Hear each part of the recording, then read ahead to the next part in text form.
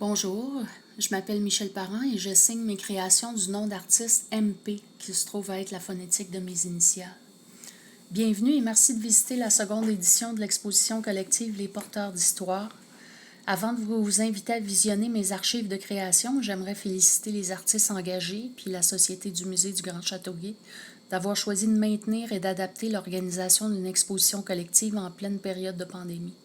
Une exposition sans tambour ni trompette, sans lancement ni vernissage, mais que tout le monde pourra quand même venir admirer tout l'été à l'espace Gravel, les ruines consolidées de ce que fut la maison Gravel, située juste à côté de la maison Le Pailleur, 54 boulevard de Salaberry-Sud à Châteauguay.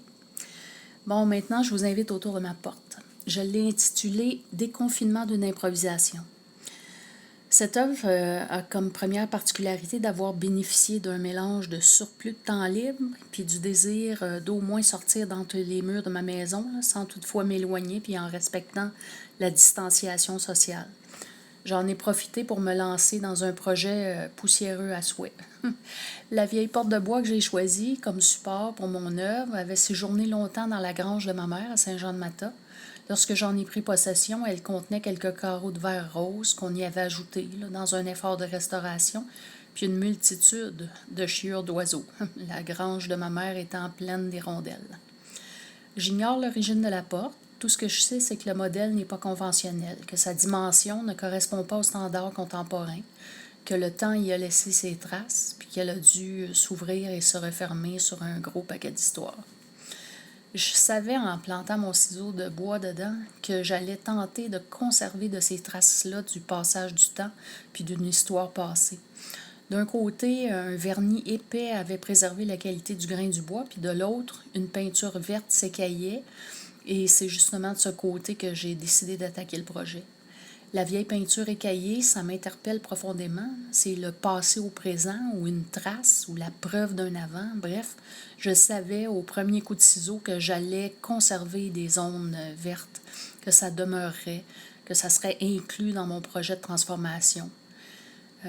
Comme dirait l'autre, là, rien ne se perd, rien ne se crée, tout se transforme. J'allais donc pas créer cette porte, mais la transformer. Je voulais justement pas perdre son origine. J'optais donc pour un processus créatif de transformation. Puis le mot transformation en lui-même, là, ça me semblait convenir parfaitement à ce nouveau cycle dans lequel le monde entier entrait. La porte demeurait une ancienne porte. Je souhaiterais qu'au premier coup d'œil, on sache tout de suite qu'il s'agissait quand même d'une antiquité, là, que la porte témoignait d'un autre âge, d'une autre époque, mais en même temps, j'avais envie de l'ouvrir sur le présent. Bien que le présent de ces dernières semaines, là, de ces derniers mois, ça m'ait jamais paru aussi incertain. Chaque jour, là, cette pandémie-là se transformait, se précisait, nous présentait son caractère évolutif, puis semblait nous forcer à quoi? Là? À improviser nos réactions, nos mesures d'urgence, à essayer ceci, tenter cela, confiner, isoler, rouvrir, constater, se désoler, se risquer, intervenir, ne rien faire, pleurer les vies volées, nos personnes âgées, nos fragilisés. Est-ce qu'on avait un plan? Moi, j'avais pas de plan. J'avais cette impression devant l'inconnu auquel faisait face notre société qu'on improvisait tous et toutes là, de notre mieux. J'ai pensé, pourquoi ne pas essayer de faire la même chose sur ma porte? Permettez-moi un petit écart pour vous dire l'affection toute particulière que je porte à cette matière, le bois. L'odeur du bois là, est comparable pour moi à celle là, chaleureuse, là, envoûtante là, du bon pain chaud. Vous savez, l'odeur de cuisson du pain, cette référence là, olfactive-là, enveloppante, là, c'est comme plein de confort, là, puis de sécurité familiale. Bien, le bois qu'on coupe, qu'on scie, qu'on sculpte, puis qui, lorsqu'on le fait, relâche un petit peu du lousse de sa résine, là, qui embaume l'air partout autour. Cette odeur fraîche de bois coupé, là, ça contient toute ma famille puis mon rapport à l'enfance. C'est au milieu de ces souvenirs-là d'enfance qu'ont émergé les images portées par ma porte. Donc, déconfinement d'une improvisation. Est-ce que de parler de déconfinement, d'improvisation, ça serait pas une sorte de pléonasme? Hein? L'improvisation, ça implique quelque chose de spontané puis d'imprévu. Ça sous-tend pour moi l'absence de plan. Une absence qui doit s'accompagner d'une sorte de résilience, d'une forme de détachement du résultat final. Il faut accepter de ne pas tout prévoir, de ne pas tout contrôler, de faire de la place à l'élan, à l'impulsion, à ce qui va prendre, puis trouver sa place. Là. Est-ce qu'on pourrait donc confiner une improvisation? Peut-être que la matière ou le produit final devienne le confinement formel du processus créatif qui, lui, est improvisé. Bon, je vous laisse y penser. Ça dit, au moment où j'ai entrepris de travailler sur ma porte, j'étais trop bouleversée par les événements sociaux en lien avec la pandémie pour m'atteler à des règles strictes. J'avais besoin d'offrir à mon esprit et à mes mains un espace là, vraiment libre pour me laisser aller, pour créer, pour me rallier à quelque chose de plus réconfortant. L'odeur du bois, les marques passées et à venir, celles que j'allais imprimer à la matière, quelque chose de tangible. Des courants, des courbes, des spirales, des visages, puis tranquillement l'émergence d'une organisation un petit peu plus organique. Je pressentais un feuillage, une pousse, la terre, la vie, ce qui nage, ce qui vole, ce qui se transforme, ce qui doit s'adapter. Au cœur de l'avalanche des nouvelles médiatiques là, qui entourent la pandémie, qui au fil des jours, des semaines, des mois, envahissait puis débordait de mes oreilles, là, un désir sincère de retour à la Terre, de pleurer sur notre planète, là, sur nos ancêtres, sur nos erreurs de parcours, sur les difficiles leçons, là, apprises ou pas. Tout ça, ça ressurgissait. Sans doute qu'il nous faudrait-il nous repenser l'humanité. Je crois qu'une partie de cette réflexion-là s'est fixée sur ma porte. Des symboles qui me sont chers s'y sont glissés. Le lien parental qui fait que l'humanité perdure, le rapport à la terre, qu'on devrait tous garder un petit peu plus en tête, puis dont on s'est éloigné en s'industrialisant.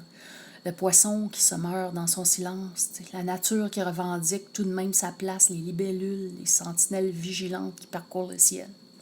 Au bout d'un moment, j'ai réalisé que j'avais instinctivement entrepris le travail sur ma porte en commençant par le bas pour me diriger ensuite vers le haut.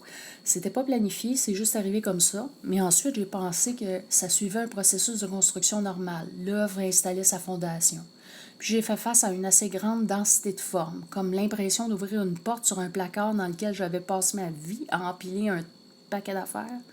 De là est venu un recul nécessaire pour me donner une vue d'ensemble, puis qui, comme avec l'âge ou avec le temps, m'a ramené vers un processus un petit peu plus épuré. La vie, comme ma porte, avait besoin d'air. En même temps, j'avais l'impression de retrouver des références à ce qui me sert d'ancrage, puis m'enracine. C'est un besoin de quelque chose de plus simple s'est révélé sur ma porte par des coupes plus organiques, des grandes feuilles fines, puis allongées, puis au fait de ma porte, la représentation symbolique de ce qui se veut une chenille, illustrant le changement, la transformation. Ça, c'est probablement toujours vers ce principe de transformation que tout finit par se tourner, vivant ou non vivant. C'est de l'autre côté de ma porte, je voulais que s'évapore le reste des élans du devant. Encore des feuilles, quelques spirales qui témoignaient de l'histoire précédente, mais comme une page qu'on tourne sur des morceaux d'histoire ou comme une porte qu'on referme derrière soi, là, je sentais l'appel vers un espace qui s'espérait plus calme. Puis restaient les couleurs. Il y avait d'abord celles qui témoignaient de la version originale, c'est-à-dire les vieilles écailles de peinture verte, importantes pour moi d'en préserver des traces. J'ai ensuite procédé très graduellement avec l'ajout des couleurs. C'était comme un désir de rehaussement. Mon intention était d'abord de relever une impression sans toutefois l'imposer, mais j'improvisais encore. J'ai choisi d'utiliser de la teinture plutôt que de la peinture pour sa transparence, ce qui ne devait pas masquer la fibre naturelle du bois. On est assez masqué de même, de toute façon. J'ai bien fini par contre, par déborder de mon idée de départ en utilisant des crayons de bois, des mélanges de peinture diluée, puis finalement de la feuille d'or. J'ai tout recouvert par l'application de 3 couches de vernis. Puis suivant la bonne idée de ma fille, puis je la remercie pour ça, qui déplorait, elle, le vide laissé par les carreaux de verre rose que j'avais choisi d'enlever, j'ai sculpté un deuxième oiseau.